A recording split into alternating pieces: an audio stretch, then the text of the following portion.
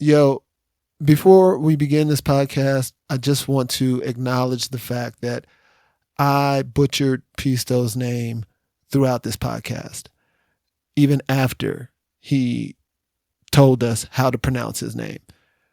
My bad. Apologies to you, homie. And now, back to the podcast.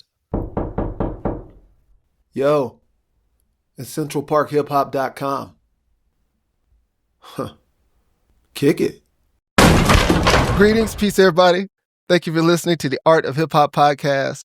My name is Derrick, and today I am joined by 3-2. What up, y'all? Welcome back. And we will be exploring the final core artist of our core four artists, the writer, the graffiti writer. And to help us explore this world, we've got two accomplished artists to help us, and they are Pisto. What's up? What's happening? Chilling. And Dill. Hello, everyone. My name is Dill. Thank you so much for having me. Absolutely. I really want to thank you two for joining us today, because Absolutely. This topic has been the one that I have been most wanting to explore. The graffiti writer fascinates me in hip hop. He really does. And we'll get into it in a little bit, but it's also been the hardest artist for me to actually track down and have them agree to sit down and talk with me about this topic. Pisto, you know that, am I saying that right? Pisto or Pisto? Either one's fine. Okay. Pisto's good. Yeah. Pisto, my bad. You know, graffiti writers are notoriously shy, I guess is a good way to put it, right? I think it's more about not being on camera. We're more into lurking in the shadows. Lurking in the shadows, yeah. Which brings me to, like, I call the graffiti artist the subbiest of our subcultural artists. And that's probably because the whole lifestyle, the whole ethos of graffiti writing, you know, sneaking around at night, creeping around, running from security guards and cops and things like that, you know, it's an addictive, I'm assuming, I've never done it, but I'm assuming it's pretty addictive lifestyle. Is that correct? Absolutely. It's an adrenaline rush every corner you turn.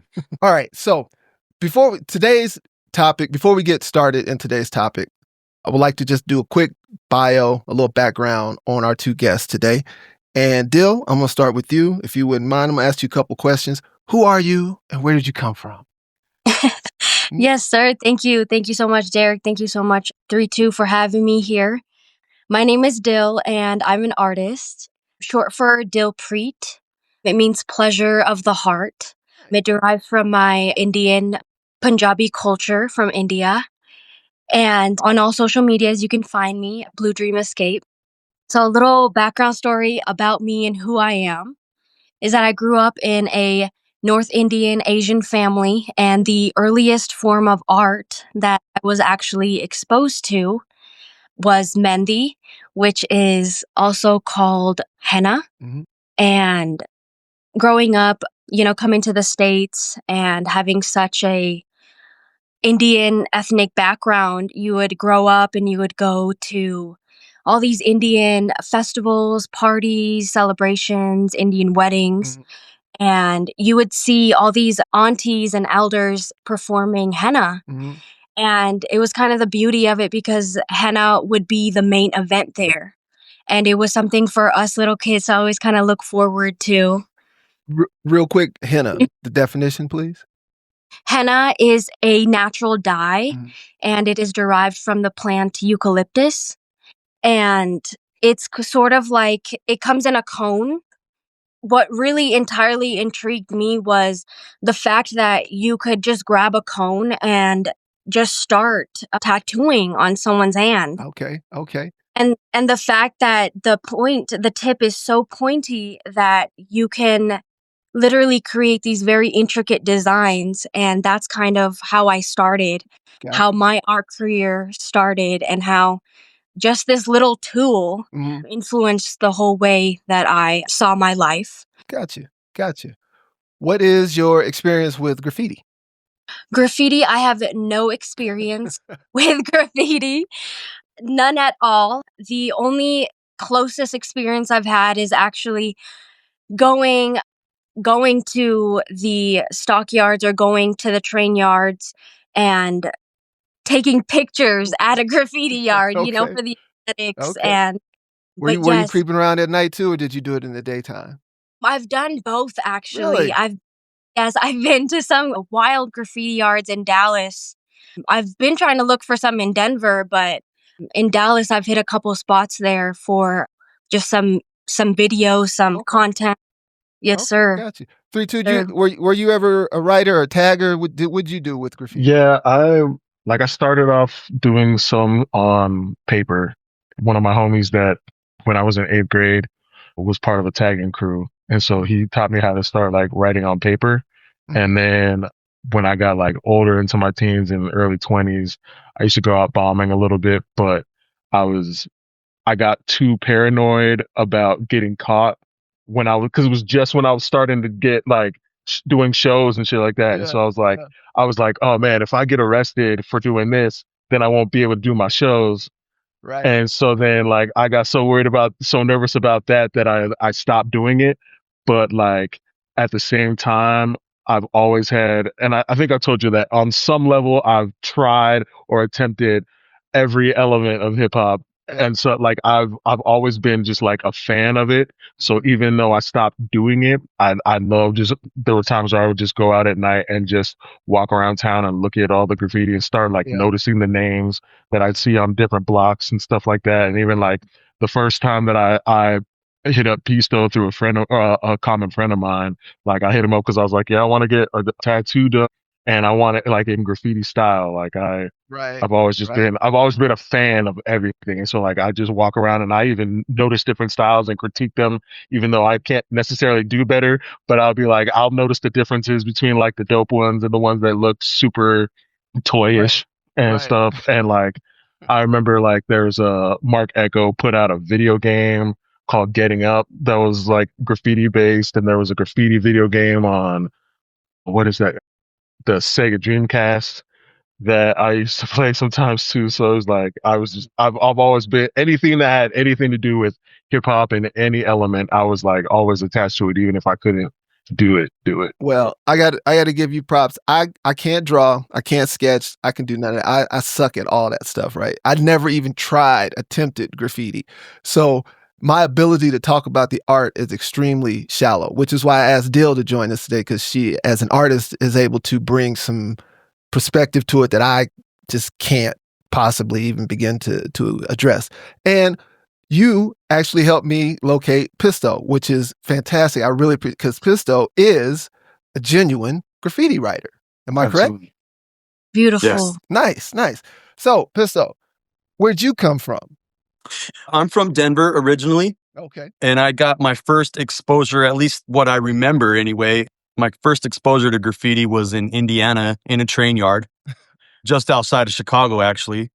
Kind of just hooked up with some kids out there when I moved there, and we ended up roaming the train yard. Okay. And we came across like a little hobo village, I guess you'd call it. And under the bridge, there was some graffiti, and I can't even remember what it said, but I was like, oh, that's kind of cool.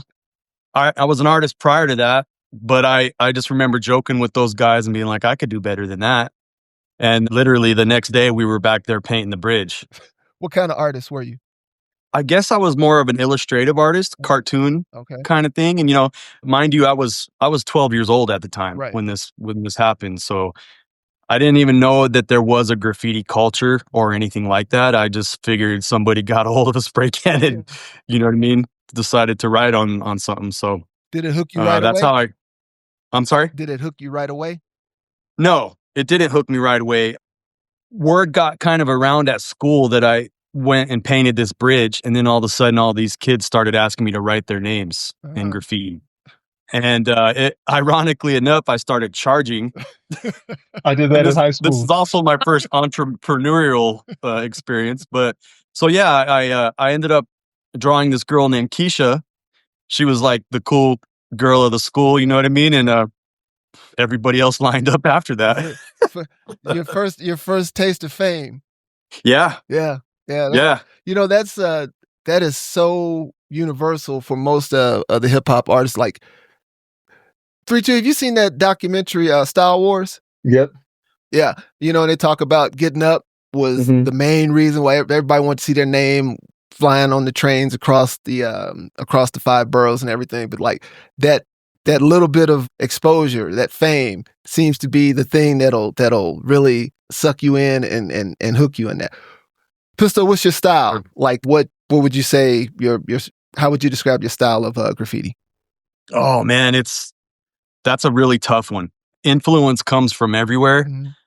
I guess if I could really trace it back, I like a little bit more wild style.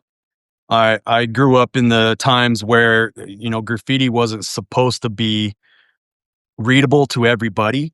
It was more of for Very art culture. Well, that's me. I can't read half of Yeah. it. Yeah. Here, And I so I'm sorry, go ahead. Oh no, sorry to cut you off, but I was just saying that I want to know as well. I want to know the language of graffiti.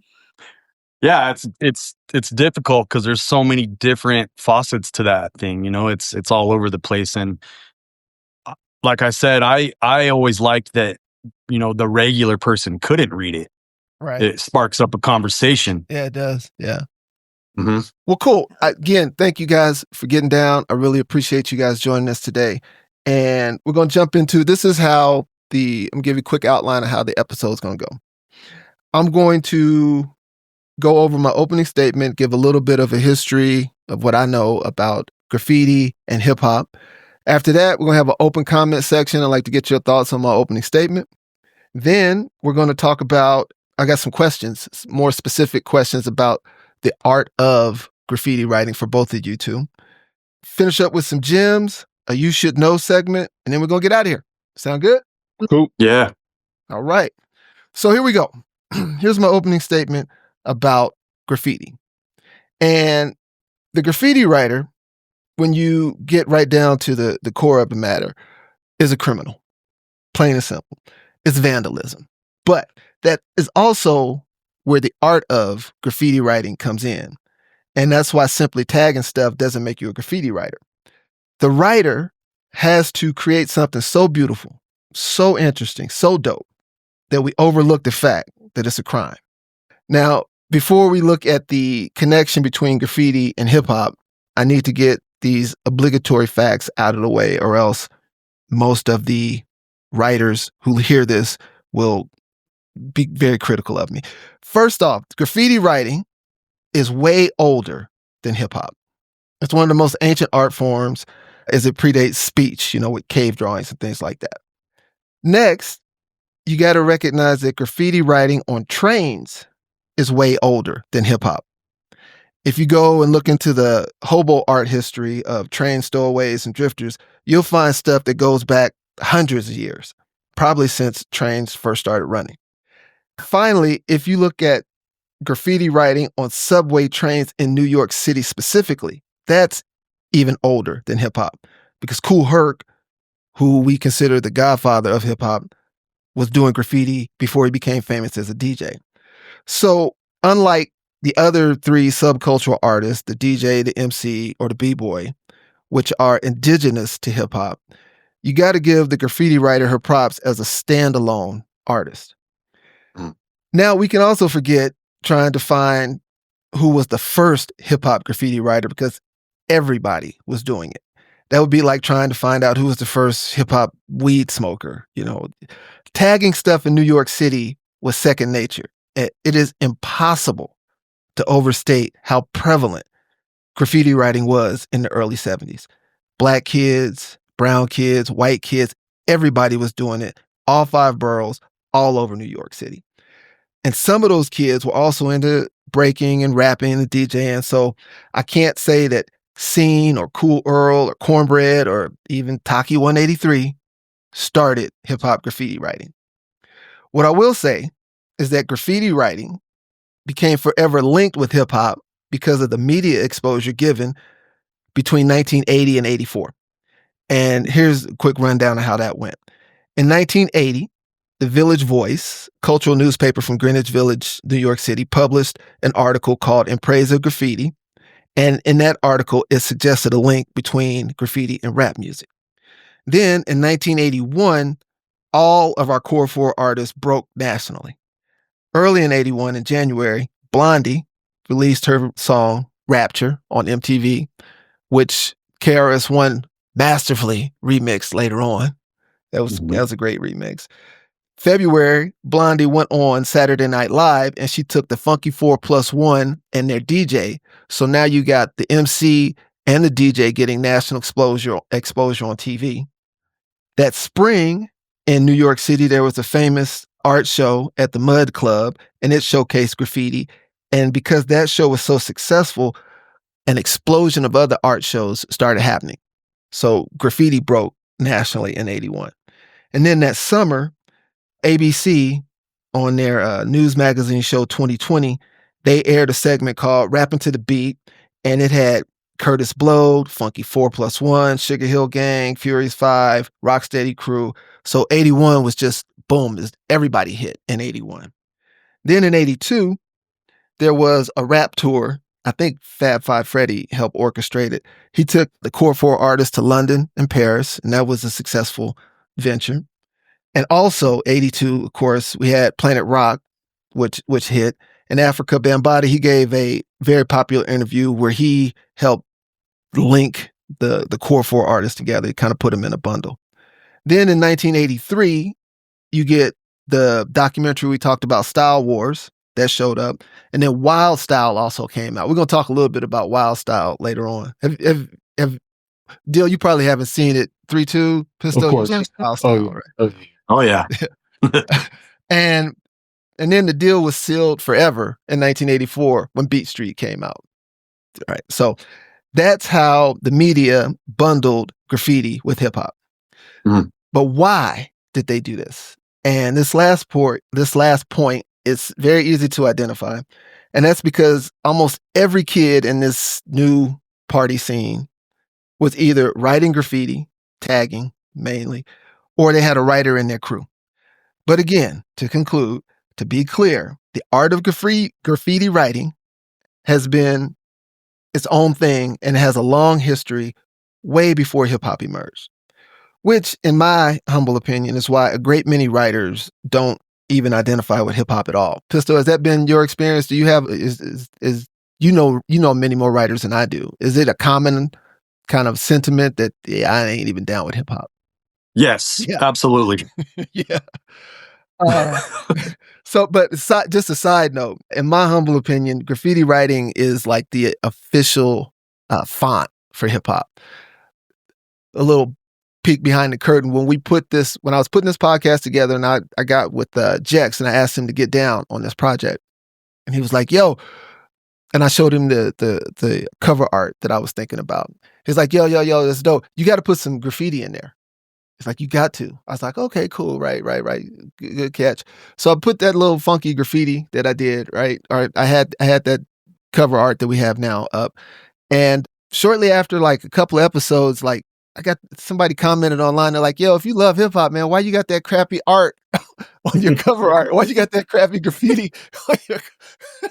So, Pistol, I need you to save me, man. I need to be able to go back to my man and be like, "Yo, I got that." I was like, "Fair. It's a fair point. I'm working on it." So I got to get some help, man. I got you, man. I got you. Right on. Anyway, that's my opening statement about graffiti writing and hip hop. And I'd love to get your guys' thoughts on it. Normally, I would go to J.EX to kind of help ground us and root us in the history of graffiti writing in the Bronx, but I don't think that's necessary. Pistol, I'm going to come to you and just get your thoughts on the history and the connection with hip hop in general, please. Yeah, definitely. Like we brought up earlier, it's been around long before hip hop was a thing. You know, my first introduction to it obviously was closely related to hip hop because, you know, that's what I was into at the time. I think it sort of became the backdrop for a lot of hip hop. You know, it was just part of the package. You know, every video there was graffiti in the background or whatever. But many of the writers that I met from New York and LA in particular weren't necessarily into hip hop. They're just old guys. A lot of them are like punk rockers. Yep. A lot of the guys, the homeboys that I met in LA were gang members. Yeah. You know what I mean? Cholos. Yeah. I think that it got adopted into hip hop culture because it was kind of like, you know, they came from grimy neighborhoods and the graffiti made it look better. It provided an aesthetic That's a good to this new culture. Good point. Good point. Beautification. Yeah. Also, I mean, we're talking about low income minority communities, and graffiti is the voice of the unheard. And people in those neighborhoods didn't have a voice. That's a good point. So they created a voice by writing on trains and putting on walls. But I think hip hop really embraced it. And that's what brought it to the forefront as we know it today. But yeah, it's not a hip hop thing. It's not a hip hop thing. It's much more complex than that. It is so not a hip hop thing, man. I can't tell you how much resistance or they just ignore me. I mean, seriously, like I'll be like, yo, man, I'm doing this hip hop podcast, man. You know, can I? They're like, yeah, nah, blah, nah. Just ignore me, just ghost me, whatever. You know, I'm like, dude, this is crazy. You know, so yeah, I'm not surprised. Wild, man. Dill, just again, thank you for being here because I wanted to get a non-graffiti artist impression of the art. So, like you coming at it. When your first impressions of the art when you come across graffiti, like what do you see first when you walk up to a piece of graffiti? Being a non-graffiti artist, wow, okay. Basically, the first thing that I see when I see graffiti is the location and the area that the graffiti is in. Because you see, for a graffiti artist, the whole world is their canvas. And so it's very intricate to see, okay, what area or what subject or what object of the matter is a graffiti on and what story is it telling? I don't understand the graffiti language, but it did intrigue me to kind of dive deep into calligraphy. And growing up in a very kind of strict and traditional family and household, graffiti wasn't allowed. You know, it was very like, oh no, you will get in trouble. Stay away from that. So yeah, it made me venture out into other creative pursuits like calligraphy or bubble lettering and such things as that. But I love the fact that the whole world is their canvas. It's interesting that you said the calligraphy thing because it's going to remind me of a quote that I have from Lady Pink later on in the episode. But 3-2, when you said you dipped into it, right?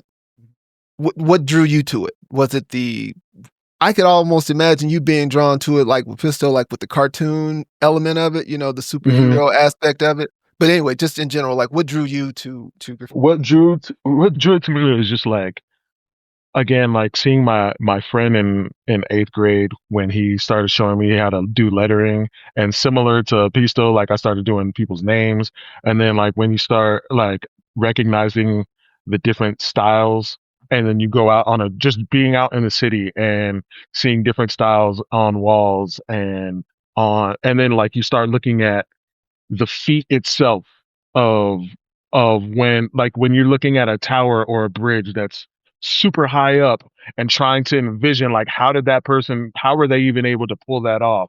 And so you're thinking that somebody like at 3 o'clock in the morning is up like somehow being hoisted up on top of some bridge and doing this, and like the fact that they were able to accomplish it, not get caught, at least hopefully. And then, you know, you start picking up on patterns, and I always thought it was dope. And again, I always looked at it, even though I was an adult before I realized that it was so much bigger than hip hop and that it wasn't just synonymous with hip hop.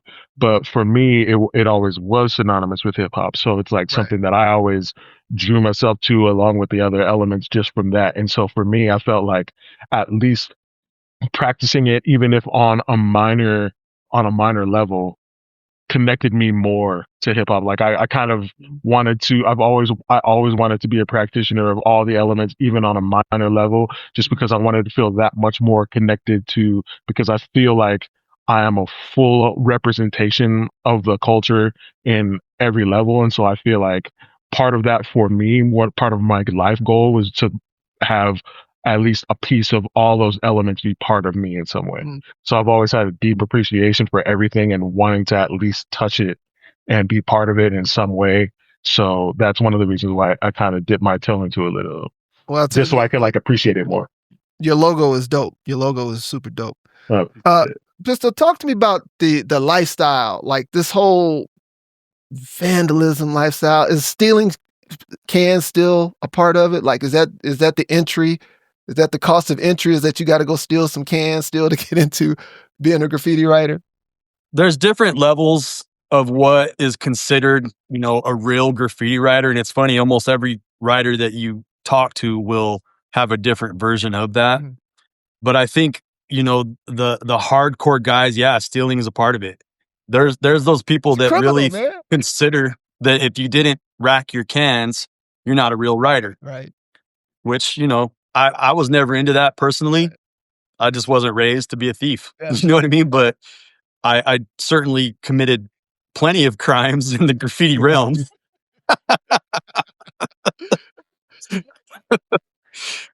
It's a very, what's lowbrow, kind of lurking in the shadows.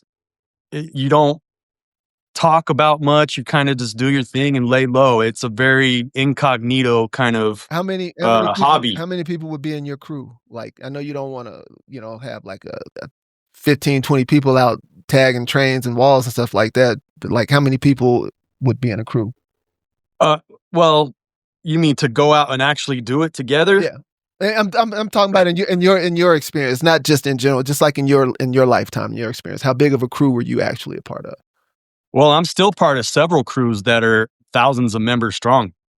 I'm part of a crew from New York called 156, and it's a worldwide crew. I mean, I can go to any city in the world and have a place to stay and a wall to paint. Whoa, that's dope. Beautiful. Yeah.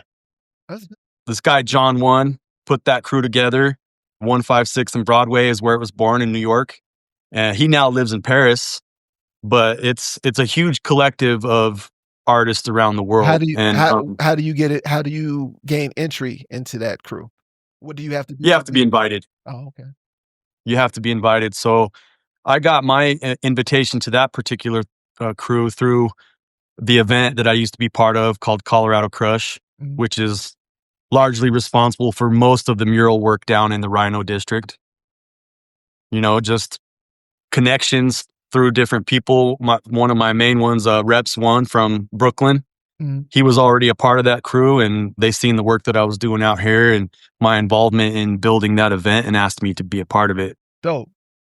Yeah. We're But gonna cover murals in a little bit, in just a little Sure. bit. But Dill, I had another question for you. Is you said you have some experience with spray painting in your art, Yes, sir. So it's crazy because I've never done graffiti, right? and but I have purchased a spray paint spray can, Well, you and I'm automatically disqualified for being a graffiti writer. If you bought your spray paint, you can never be a graffiti writer. maybe take a backpack with me. It might Yeah. maybe I need to get out of my comfort zone Yeah. and No, you can take stay. that. You can stay there. You good. You good. Alrighty. No, but using a spray paint on a canvas was a new experience for me because I only have my canvas, right? So if I'm painting in a secluded spot or even in my room or my living room, it's hard because spray paint it goes everywhere. And so, learning the tools and how to navigate through the whole can was really a new experience for me. So, Yeah. People talk about can control, being able to control the can. Like when as a non-graffiti artist, like when you Mhm. see the finished art or observe someone doing it, what, like me as a complete novice, what am I missing? What am I not seeing, not appreciating about a graffiti artist? Like, oh, look, if you only knew how difficult it was for that artist to do this, that, or the third, like, what do you see when you watch a graffiti artist paint? Definitely how the graffiti artist is trying to tell its story while having all these outside distractions coming through. And so when we see that, is it a train yard? Is it somewhere like 3-2 said, is it somewhere on a tall building? Mhm. Or what location is it? also as well as trying to paint and tell a story using its tools. It's like, yes, you're standing there and that object is your whole life. It's like reading a book, right? But then at the same time, it's a rush. You have to, okay, am I good here? Is there anyone watching me? If there is, let me put on a show. It's all of the above. So I think that is so beautiful. It's expression, it's another form of language, definitely another form of art. But yes, using a spray paint on a canvas, let me tell you, is very different from the whole world being your canvas. Yeah, yeah. Pisto, what other mediums do you use besides spray paint? I mean, just in life. I know you're a tattoo. You do tattooing. I'm a tattoo artist. Yeah, I do oils and acrylic painting as well. I find myself making art out of everything I do, honestly, even when I cook. It's just in me. I cannot not be creating. Yes, sir. I love to hear that. Yeah. Hell yeah. But yeah, probably my main outlet of creativity these days is tattooing, because that's, one of my main sources of income. Got you. 3-2, real quick, man, because I'm genuinely curious. How did you become friends with a graffiti writer? Yeah, so we have a mutual friend, Cello, and so there was a time where I was looking for tattoo work, and she's like, "I got a homie. He does graffiti. And he does because I was specifically like, I'm trying to find somebody to do some like tattoo style or graffiti style tattoos for me." And she's like, "Oh, I got a homie who does it. He's at his own shop right now and all that." And we linked up, and he was actually like before you bought Al and Orchid and you were still in between shops, and so we linked up through our mutual friend. And so I think the first session we had was in like an empty tattoo shop, like in a room, just in a chair. We just started the sleeves evolved as also his tattoo career evolved and went to like having his own shop and then like being retired and then coming out of retirement and stuff. And then like he's also supported me. So he's come to a bunch of my shows and things like that. So we've always just been like, we've had this mutual respect for each other and each other's art and things like that. And just been something that's maintained itself over the past decade plus. Pistol, you ever did henna? I've tattooed henna styles on people. I never done the actual henna. That's a little more of a temporary, same tattoo vibe to it, but it doesn't last forever. Yes, sir. Did you ever did tattoos? Yes, it's funny that we're all talking the subject of tattoos here because growing up in Dallas a little bit, my mother lives there. One of my tattoo friends, we actually wanted to combine and do this segment where any new clients I would come in if they do not want their tattoo permanently and they just kind of wanted to see it really quickly and like to see how it would be if it was permanent. I would actually go in and I would henna tattoo their design that they picked out with their tattoo artist. So it was very cool to see that. I would love to even put that more into effect. Thank you so much, Pisto. It was wonderful to meet you because these are the things that I crave and I look for: innovation. How can we combine the two? How can we, utilize it in other ways? So I love that mention because tattooing is just... So Pisto, like can control. I know nothing about the lingo of tattooing. Is it needle control or something like that? I mean, like, how is it comparable? Are the techniques similar, transferable at all? How did you get your control? How do you work on that? How do you develop that?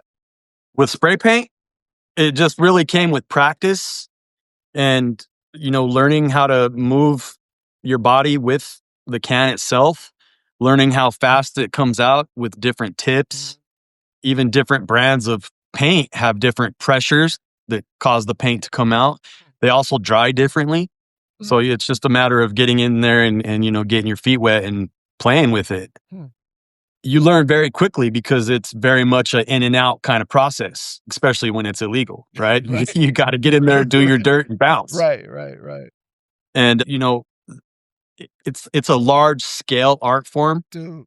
that's why the spray paint can became the tool of choice, because you can get large coverage in a very quick amount of time. Dude, so I'm so glad you said that, because honestly, that was the intimidating factor for me about graffiti writing. I'm like if you have a canvas in front of you, you can see the entire canvas, right? For the most part, right? You can see the entire thing. But if you're standing at a train or a wall, it's impossible to step back and see everything, right? And I'm like, how do you maintain scale?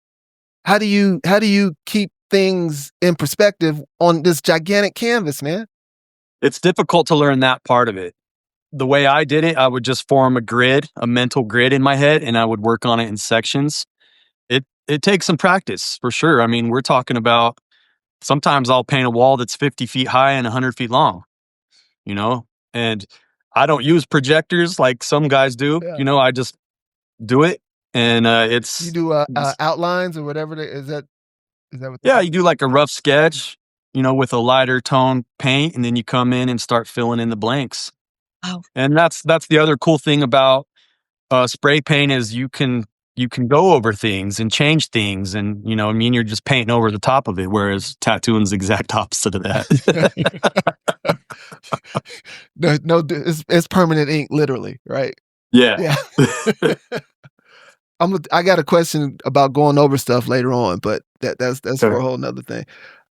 Another question I have for Dill is the medium of spray paint, right? How you were saying it dries different. It sometimes it pressures and stuff like that.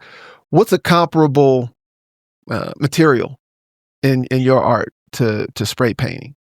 The closest I would be acrylic paint, I believe. Acrylic dries faster. Acrylic, you can use it as a splatter or in water, but it definitely does dry faster. Does that affect so like one of the things that's really cool with graffiti is the colors that they can, the color schemes that they come up with, right? So in your art, are you able to replicate, I guess, the different So if I were to replicate or try to do something that is just as equivalent, it would actually take in my art, in my mediums that I use all of the above with no rules. And I know that there are some rules placed, but to even achieve colors or certain like vibrancy tones, I have to use acrylic and oil and or spray paint and acrylic. That's really the beauty of it, because using oil, you can use different oils. You can use acrylic over oil.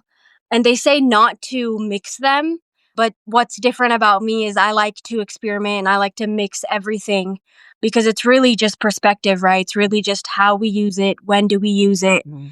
So yeah, I like to take all of my paint mediums and I like to mash them up and see, okay, what can I do here? What is something different? Nice. Yes, sir. Yeah. So Pisto. Yes, sir. Yeah. If you could just kind of clarify the different levels of graffiti, from tags and throw ups, like murals, bombing, all that stuff. Right. So the way I've always looked at it was starts out with tags, right? That just basically signing your autograph on things, and that just never stops. That's the biggest addiction right there, because it's quick and it's easy and you see everything and you just want to write your name on it. Done with markers, basically. And and then you move into bombing, which is basically like a real bubble letter kind of toss up of the same name or whatever. And that's a real quick, sketchy kind of approach to getting it up. It's definitely built. It's the same thing as a tag, but it's on a larger scale. Okay. So you're doing it quick and getting out of the way, and you're trying to do it as much as possible on your walk wherever you're headed. I'm sorry. And then from there, with a marker or a can? That's with a can. Okay.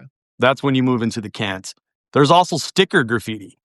That's when you're at home and you ain't out in the streets, you're writing your name on stickers, and then when you go on your walk, you're slapping them everywhere you can. Okay.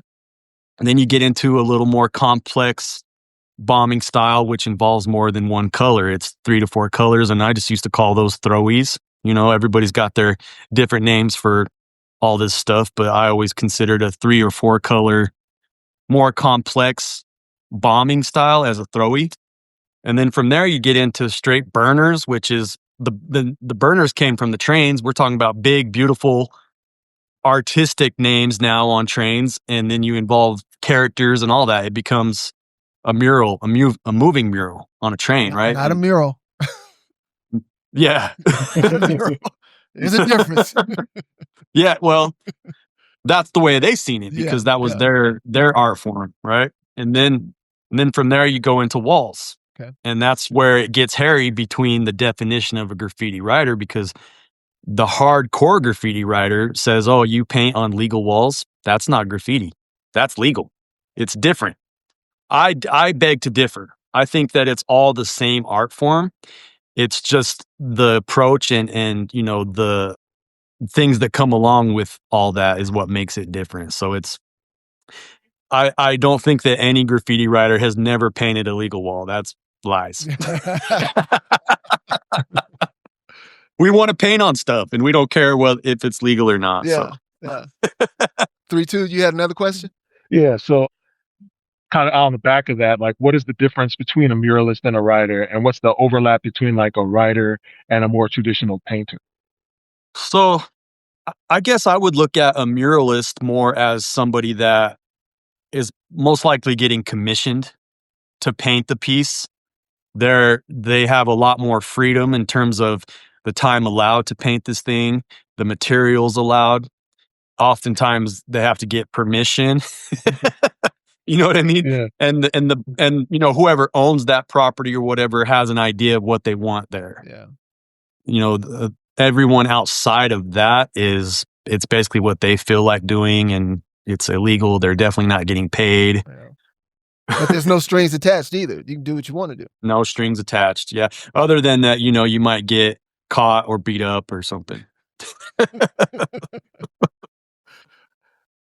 With what he was talking about, the overlap between you and traditional painters, have you ever done a mural? I'm sorry, maybe you answered this before and I just missed it. Have you ever done a mural yourself?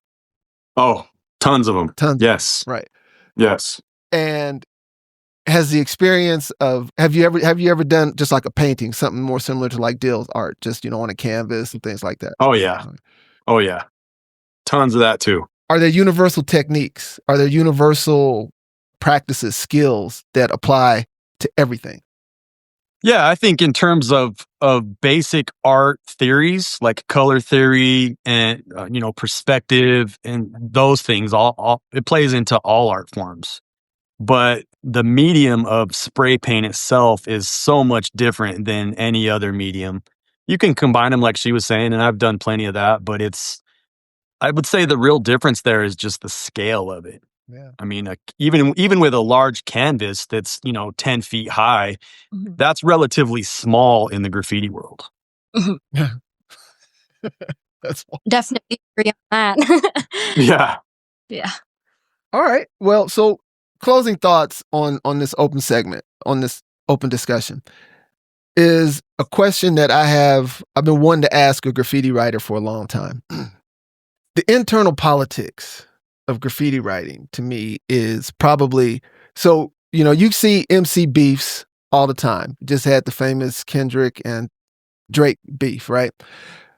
MC beefs are notorious. DJs, they don't really have beefs. Breakers and dancers, they usually handle their beefs, you know, like boom, get it. Graffiti beefs, to me, as an outsider, seem to be the most personal, the most disrespectful, honestly. Because drawing over somebody's art, I'm like, and I'm just exactly, Dill. Look at Dill. I'm like, Oh. like, Dill, how would you feel if you walked into your studio and somebody had snuck in there and just defaced all of your art? How would you feel about that? I would feel defiled and disrespected. Yeah. Yes, sir. Yeah. And to me, that is the graffiti beefs are. So my question is this: can you peel back the curtain on the internal politics of graffiti writers?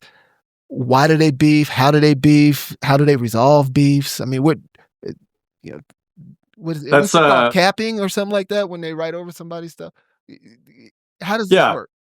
it's a territorial thing. I'm glad you brought this up because I've actually been trying to put together a book about the psyche of graffiti writers.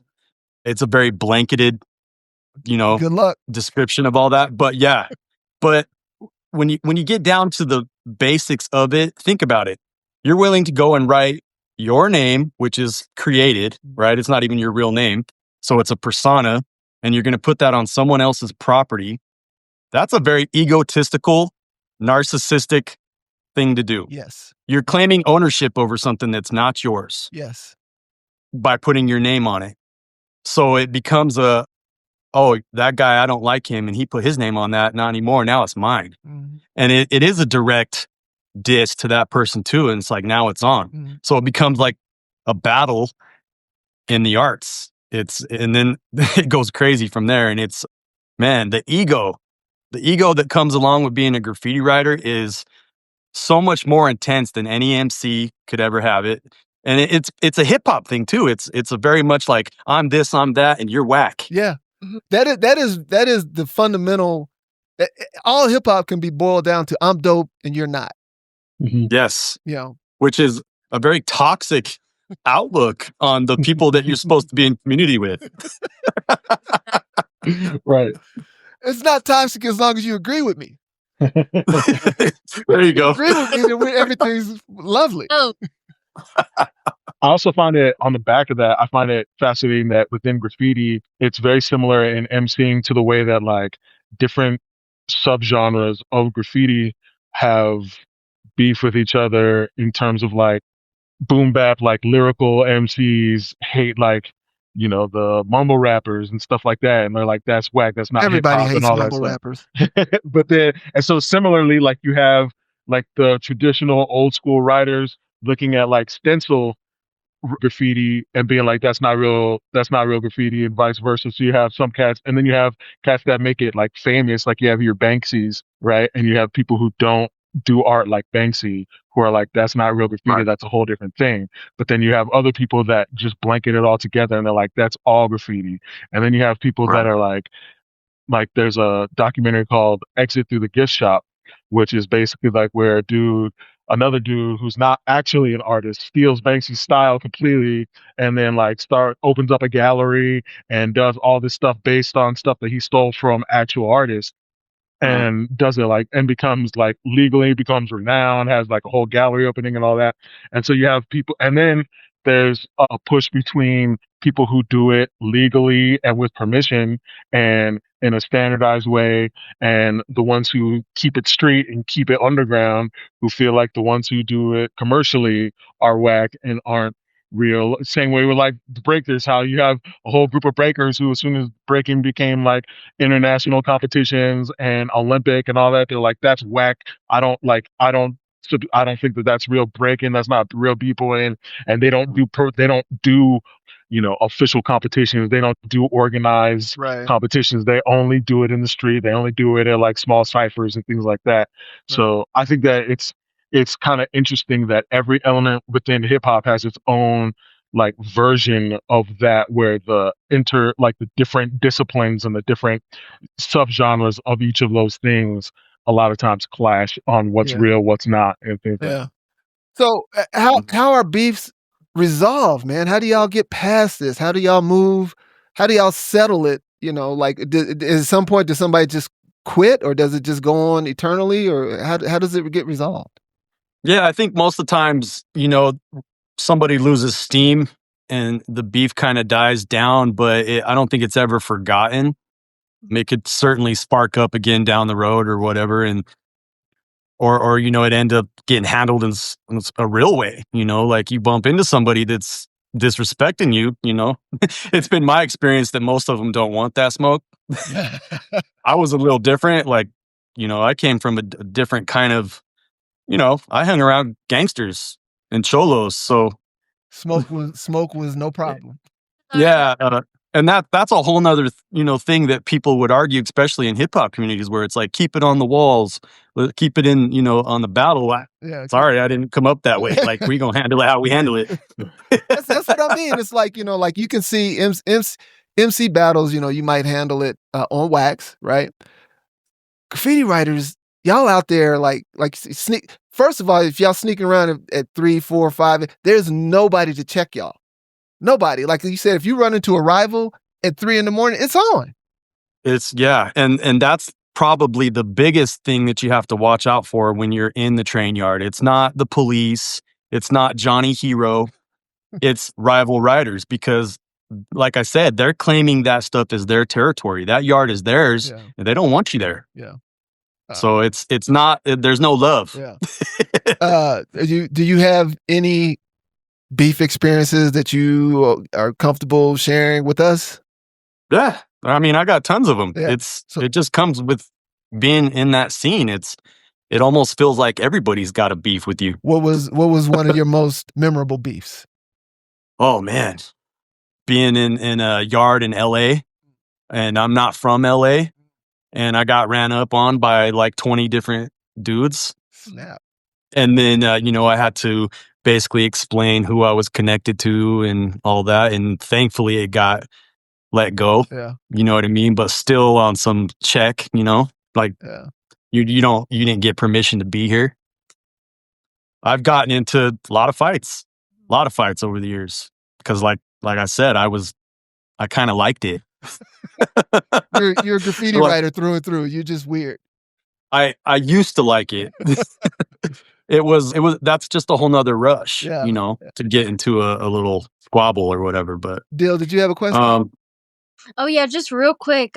Like you said, so versus each other, it's about who takes ownership. But for someone who is a non-graffiti artist, are others allowed to come there and see their work? Are non-graffiti artists allowed to come there and also explore that? Or is that like, no, this is my terrain, you can't be here at all? It's ironic, right? Because we do this art so that everybody can see it. Mm-hmm. I would say in the train yard specifically, it's a little more no. Gotcha. Here's why. Because when you start roaming the train yard, and then the people that police that situation, the train workers or whatever, now they got their eyes open, and you're not supposed to be in there. It's federal property. So now what you've caused by being there is an alertness to us not being able to go in there. Yeah. And it causes a problem. Now out in the streets, it's different. Look at our stuff. It's cool. But the train yard's it's a whole nother world. It's a different section of graffiti from the streets. The train yard is like a no-no. It's subcultures within the subcultures, Yeah. Yes. All right. Well, cool, man.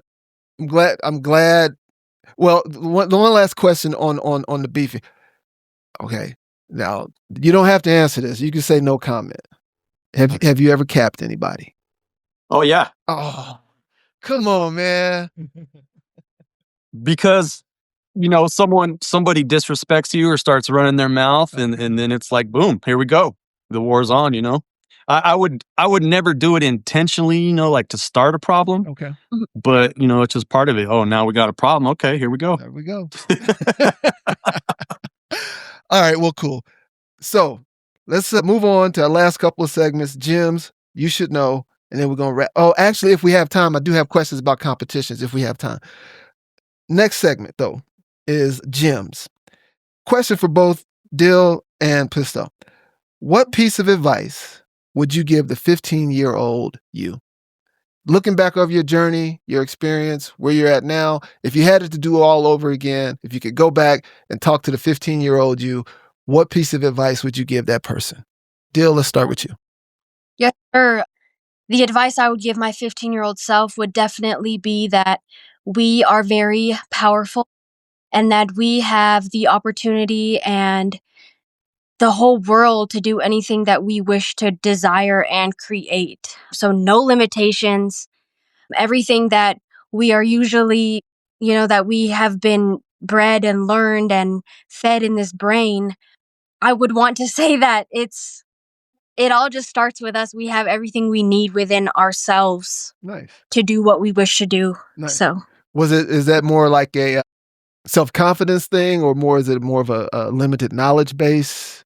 Yes, just growing up in a sheltered environment, we're taught things like, oh, we can't do this or we can't do that or we're not allowed to. But in reality, it's like who cares?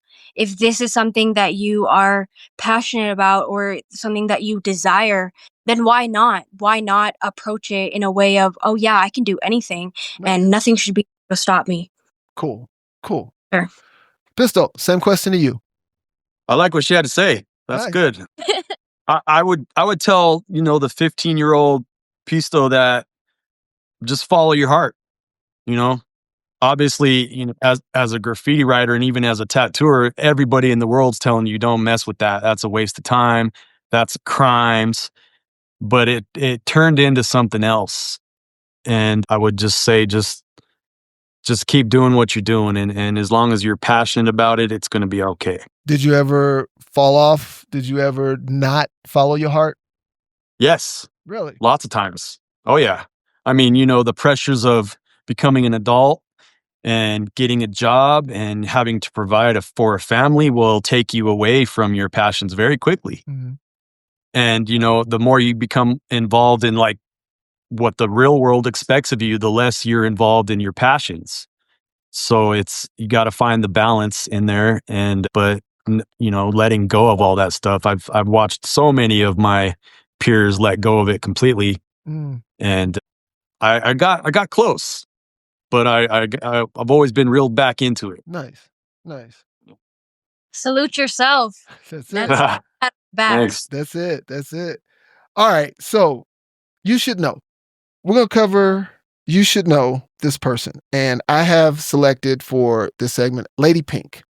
Dill, do you have up that information about Lady Pink, the brief bio? I do. Cool. I do. If you wouldn't mind giving us a brief description, a brief bio on Lady Pink. Yes, sir. Lady Pink was born in Ecuador, but raised in New York City. In 1979, she started writing graffiti and soon was well known as the only female capable of competing with the boys in the graffiti subculture. Pink painted subway trains from the years of 1979 to 1985. That's it. Lady Pink. So you've never seen the movie Wild Style, correct, Dill? No, yes, correct. Right. No, I haven't. It's worth it. It's a low budget movie. It's not the greatest movie in the world, but it's a cult classic. It's probably the most authentic representation of the early hip hop scene. Beat Street did it better, but Wild Style is really good for that, right? So just real quick between 3-2, Pisto, your thoughts on the movie Wild Style? The best. I love that movie. I think it is a real representation of that culture. Mm-hmm.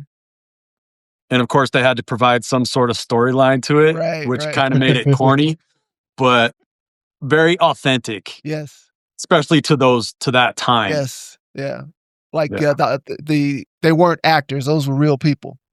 Most everybody in that movie in fact, I think everybody in that movie were real people just from New York. Right. They were like, hey, you want to be in a movie? Right. Right. The authenticity in that. Yeah. Now they can't act, so I mean there is that. But 3-2, your thoughts on the movie? Yeah, similar. Like I feel like it's that group of movies that came out in that same era. I feel like all of those movies are quintessential. Like if you were to give somebody like a gift basket of a representation of like the core of hip hop, and you have like your Beat Street, your Wild Style, your Breakin', and stuff like that. Like all those movies around that era just kind of really give you a good fictionalized and maybe dramatic version of a representation of what the culture was and what it like in its, I won't say foundational because it was foundation, like it was about 10, almost 10 years old at that point even, but like still when things were fresh and like unique to the culture within it. And so it was still like in its novelty phase where you were exposing it to the world via these mediums and these movies and things like that. So they had like their cultural relevance for showing people outside of the culture what was going on, but also their relevance for people in the culture for the first time being able to see the stuff that they do every day in a cinematic form on screen. Yeah. So yeah. I wish that I was alive, or not alive, but I wish that I was older so I could have felt what it was like to be in the theater when those movies came out versus like, you know, being a baby. And I didn't see it in the theater myself, but you know, I've watched it a lot, so the whole reason we're even talking about it is because Lady Pink is the lead female protagonist, I guess. Is that the in the movie? I think she plays Rose or something like that. And it's one of the things that made her famous. Ironically, though, she got a lot of blowback from Lee, who was the dude, the lead dude in the movie. She got a lot of in real life, like they fell out because Pink at that time, yes, she was an artist and she was a writer and she was all that, but she had just kind of graduated from being a toy. And all of these established cats, they didn't resent her having that prominent lead in the movie, but they were like, yeah, she ain't got the experience in real life that they felt like they needed to respect her, really. You know what I mean? Like she was in the trenches with everybody and she had skills, she had game, but like they just didn't she hadn't elevated herself to that level of respect yet. But anyway, the question I have about Lady Pink is for Pisto. And first of all, if you're interested in graffiti art, and you should know who Lady Pink is, she's a very important person in the history of the art. You should go back and go to school on it. But one of the quotes she had in an interview I saw from her is like, the difference between writers and street artists, it's not only the spray paint and the can control, but it is our, quote, bizarre obsession with lettering and style. And that goes to what you were saying earlier, Dill, like the lettering and stuff like that. What is this? I mean, first of all, Pisto, do you agree with that statement that that you guys have this bizarre obsession with lettering? And if so, why? Yes, I agree with that 100%. Because it's about your name. And how can we take this already, this alphabet that has all these rules and break all the rules? It just clicked. And make it artistic. Whereas a street artist, they don't even do much lettering. It's much more about an image or a character or of a scene. Yeah. For a graffiti writer, it's letters, letters, letters, letters. That totally makes sense now because, like you say, tagging and getting up, that's you throw your name up. Yes. Letters. Mm-hmm. How good can you make it look? Yeah. And also how many different styles can you add into your repertoire? Similar to like how an MC has different cadences, and depending on what the song requires, you can pull a different cadence out your bag and stuff like that. Similarly, like you don't want to have the same style every time, something that's easily replicatable. So you want to have your own unique style where when people are going out and seeing your name, you can see your name in bubbles. They see it over here and this way and that way and tags and all that stuff, and like having multiple ways so that everybody can see how deep your bag is and how many styles you got. Honestly, so I'm 50 plus years old, been knee deep in hip hop my entire life. Literally, that's eye opening for me, man. I'm an idiot, but that totally makes sense that the lettering, why, like you were talking about wild styles earlier, like I can't decode that stuff. But like 3-2 saying, it's also, you don't want people to replicate your stuff. So you need to be more intricate. You need to be more cryptic with your lettering. And it is all about getting your name up. Mm-hmm. Absolutely. That's wow. Thank you. Appreciate that. All right. So 3-2, if you wouldn't mind handling this last segment before we get out of here about competitions. Just in general, if you kind of lay out what's involved with a competition, what areas are people judged on, and then I'd like to get the two artists' opinions of out of this list of criteria, what areas are the most important for a young artist, a new artist to focus on? Right. So some of the criteria are theme, clear relevance to an assigned theme, and this is where the characters, backgrounds, and messaging are considered. And then you have like the color, the usage, and the harmony of your different color schemes. We also have creativity, the unique style and original concept from the artist. 4, we have skills, so the technical difficulty and execution. The more complex doesn't always equal more skill. And then 5, presentation, how it all adds to the overall impact over the impression. Marks against are poor color or image quality, avoiding colors that are not balanced or washed out, messy, sloppy, unprofessional displays, and the art being clean, neat, and quality. So again, just for you guys, for your artists, there's theme, there's color, creativity, skill, presentation. Theme, color, creativity, skill, presentation. What areas should a young artist focus on if they're going into a competition, not just out there doing it for themselves, but if they're competing? Have either of you competed in an art competition? I have Oh, not. You have? I have Okay. several of them. Yes. What was your experience like? It's fun. It's like you're putting on a show, right? You're creating a piece of art live for people that are a little bit outside of the culture, I guess, and they're the judges. So it's a different response than what you'd expect from your graffiti peers or people that are really involved in it.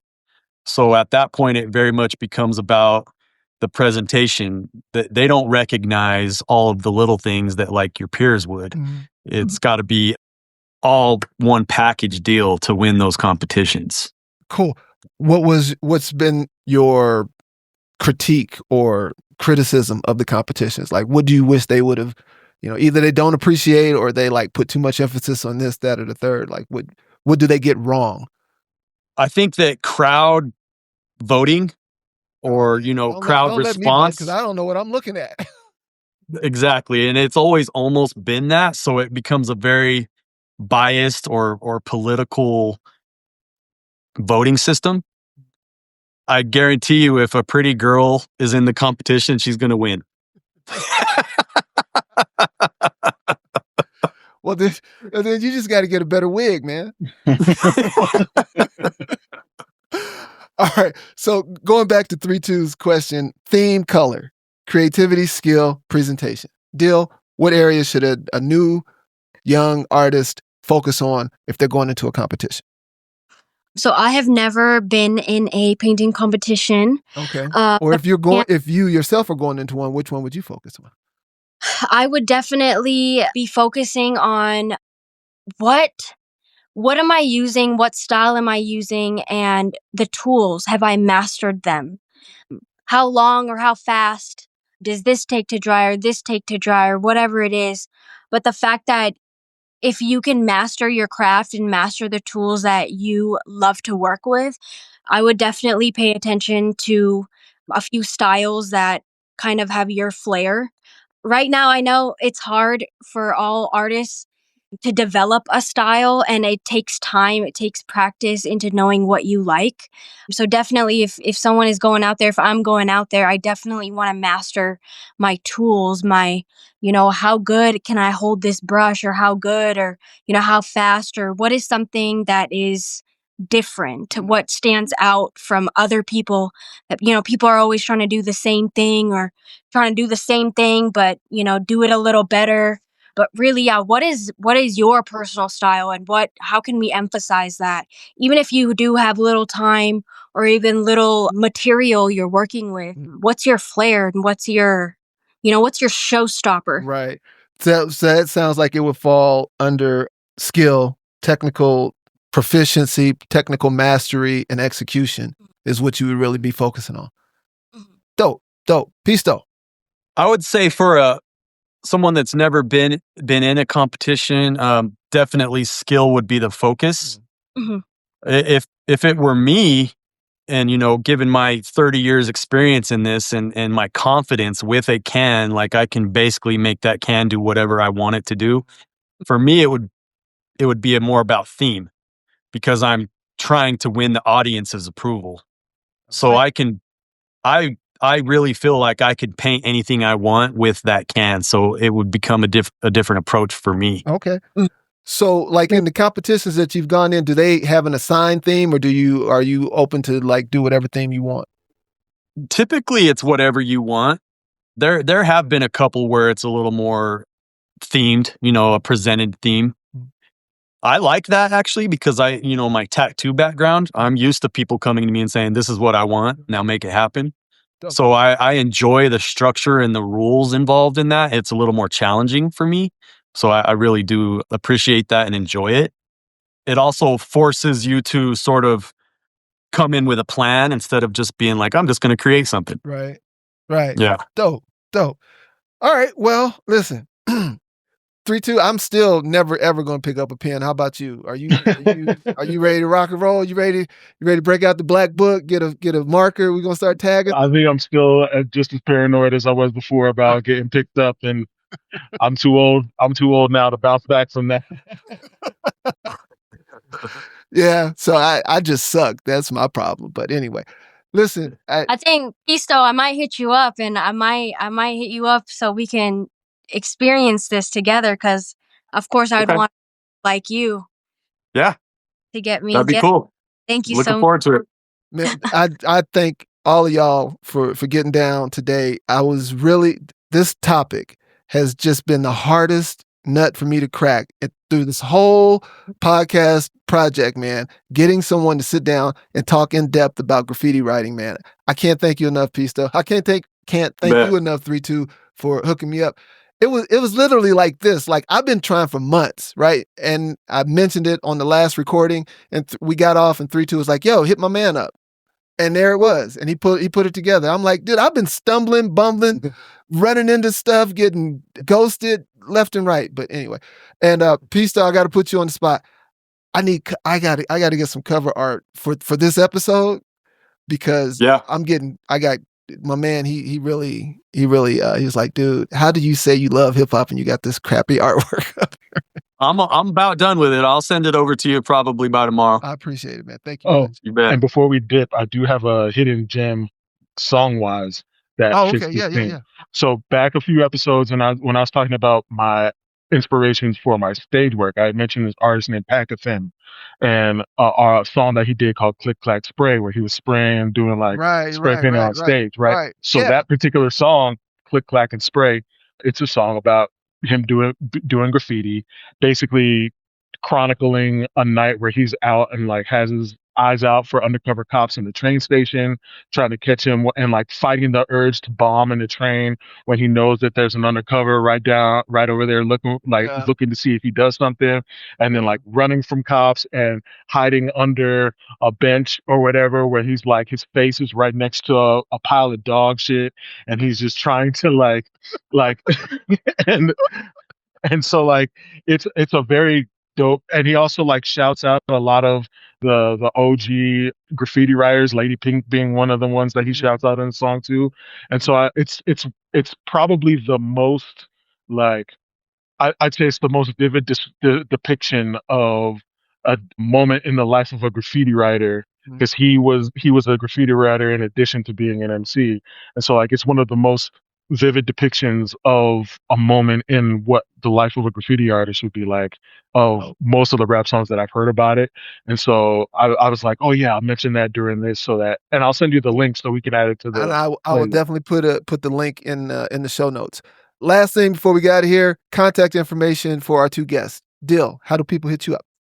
You can find me on all social medias, Blue Dream Xscape. That's BLUDREAMXSCAPE.